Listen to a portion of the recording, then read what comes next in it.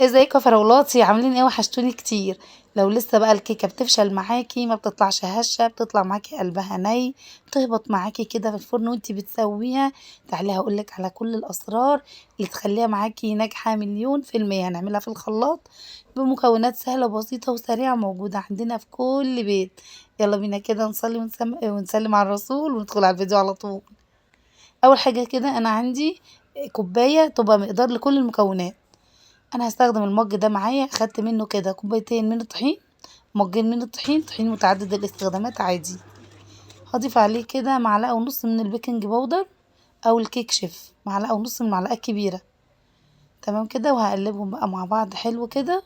وهناخد بقى ايه الطحين دوت والبودر عشان ندخله هوا، عشان الكيك يبقى هش معانا لازم ننخل الطحين ده وندخله هوا. تمام كده، انا هنخل الطحين دوت بالبودر كده مرتين. خلاص بقى ركننا المكونات الجافة على جنب، وتعالوا بقى نعمل المكونات السائلة. كوباية من السكر على كوباية من الحليب، نص كوباية من السمنة على الزيت أو سمنة أو زيت بس يكون زيت نباتي، وعليهم 3 حبات كده من البيض بدرجة حرارة المطبخ، والحليب كمان يكون بدرجة حرارة المطبخ. تمام كده. عندي هنا ديت برتقال فانيليا، دي بتبقى كده فانيليا برتقال تحفة، بتبقى للحلويات وللكيكات بتكون تحفة بجد.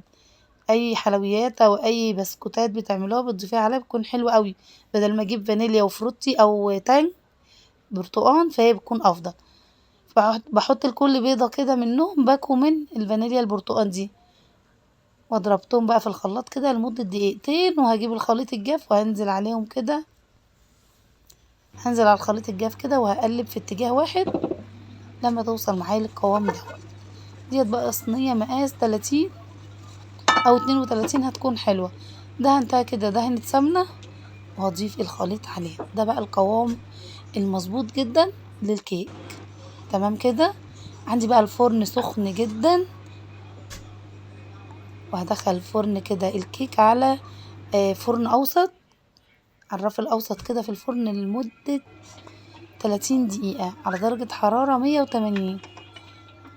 تطلع معايا بقى بالشكل القمر ده، مش بشغل الشواية ولا حاجة خالص، تطلع معاكي بقى هشة وتحفة. عايزة اقولكوا هي كانت لسه طالعة من الفرن بتطلع بخار، تحفة وجميلة، مش هتبطلي تعمليها في 5 دقايق في الخلاط، وناجحة جدا. وبصوا بقى لونها، عايزة اقولكوا طعمها كان تحفة. لوجي بتقول يا ماما زي الكيك اللي انا بشتريها من بره وانا رايحة الدرس. حلوة قوي وهشة كده وجميلة ومستوية وكمان واخدة اللون القمر الفاتح ده. في ناس كتير بتعمل كيكات تلاقيها غامقة معاها، البرتقال بيديها لون حلو وطعم وريحة، ما شاء الله عليها جميلة. لو دخلتيها على فرن بارد مش هتبقى هشة معاكي، لو فتحت عليها قبل التسوية مش هتبقى معاكي حلوة وهتهبط منك.